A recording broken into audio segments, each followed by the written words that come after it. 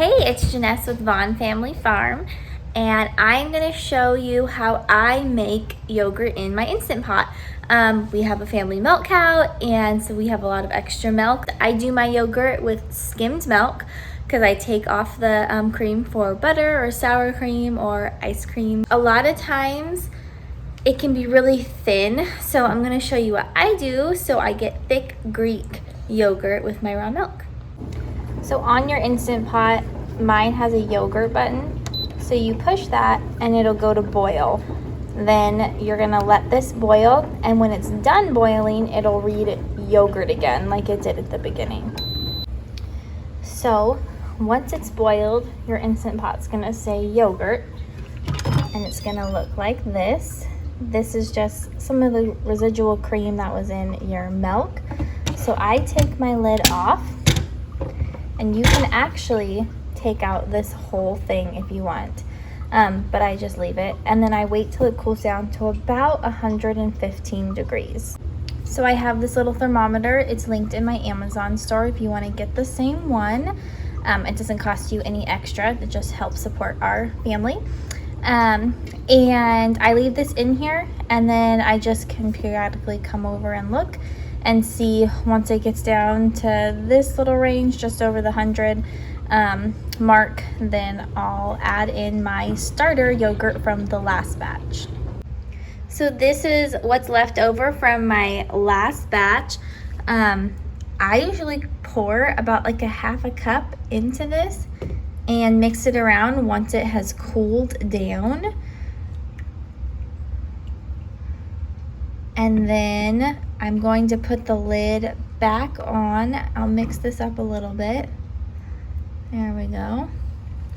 Then I'm going to take a spoon, just mix it around a little bit. And I'll put my lid back on, and I'm gonna push yogurt again, and I'm gonna push adjust, and then it'll start. So my yogurt went off yesterday, and I let it sit until this morning because I want to have that thick Greek yogurt. So now I'm gonna take it out of the Instant Pot, and I'm gonna strain it through a cheesecloth. I have a link to that cheesecloth. It is by far the best one. I really, really like it. And if you go through that link, I do get a percentage. I was using it before I got a percentage though, so just so you know, it is like the very best. So I'm gonna take my cheesecloth and I'm gonna put it inside my colander, and I'm gonna have it doubled up. Then I'm gonna take my yogurt and I'm gonna pour it over this.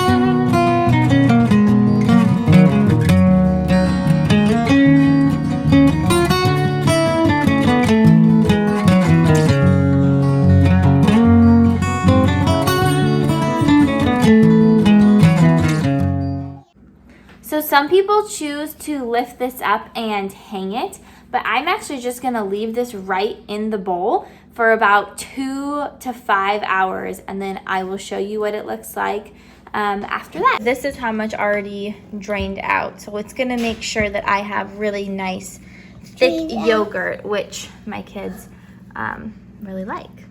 Ooh, yeah, me. All right, so this has sat a couple hours, and you can see so much has drained out. I've already emptied my bowl once, but let me show you. So it peels off of this cheesecloth super nicely, and it's really, really thick and yummy. And I didn't have to hang it. Doesn't take all day.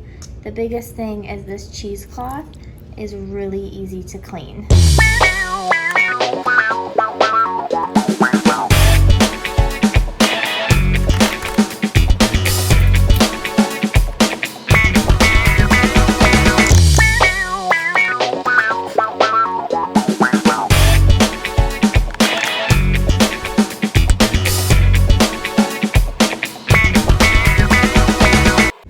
one last thing is this is the cheesecloth I had used previously.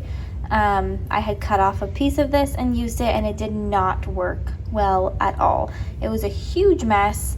This is the cheesecloth that I use now. I just washed it out in the sink, and you can just see, like holding them side by side, the difference in quality. I've used this now numerous times, re-washed it, and I can actually reuse it. This says it's reusable, but does not work. So I have a link to this. Like I said, it's worth it.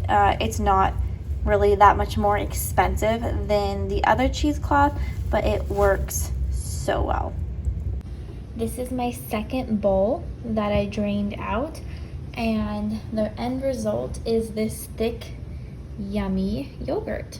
So I did 2 gallons and it yielded me, this is probably about a quart, and then a half gallon. So a good amount. Sometimes depending on how much cream is left in my milk, I feel like I can get more yogurt out of it, but it's nice and thick. We will add stuff into this when we actually use it, but this is how we make our raw milk yogurt.